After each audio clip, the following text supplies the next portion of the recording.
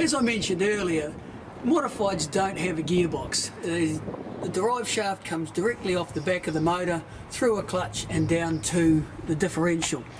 Because there's only room down there for two pedals, a brake and an accelerator, the clutch is actually a manual hand operated device with this lever here.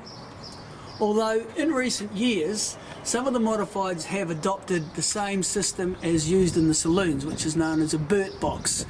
It's kind of like a gearbox that sits on the floor behind the engine and allows them to use a low gear to get the car moving from a standing start, and then once it's going they drop it into the high gear, and as with these manual cars, that's the one gear you have from this very slow circulating round on a yellow light to 7,500, 8,000 revs, full noise, doing anything upwards of 150, 160 kilometres an hour.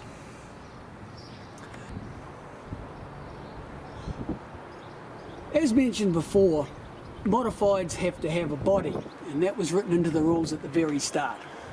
The other rule that is exclusive to modifieds is the engine.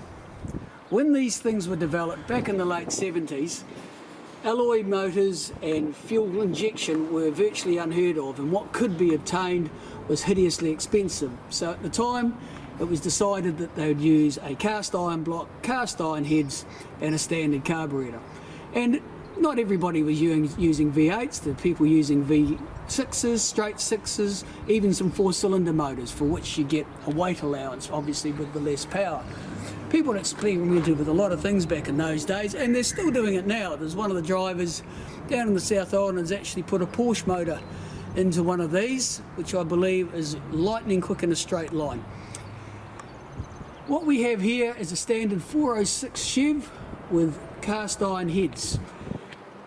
These days, alloy and fuel injection are common as and reasonably cheap, yet the motor specifications for these haven't really changed since the very start of the class. So these are something of a dinosaur, and because of the cast iron components, they carry a lot more weight than a sprint car, but will still churn out somewhere between 600 and 700 horsepower. So that in short is a brief tour around the modified, how they're put together and how they run. I hope you've enjoyed it.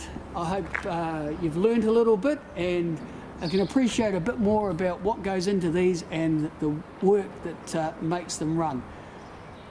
We're free to help you should you want to come down the track and have a bit more talk, a bit more detail about how these things go. But in the meantime, hope to see you at the New Zealand Champs, where there'll be a wide range of these cars on show and there'll be a spectacular set of racing for you to watch.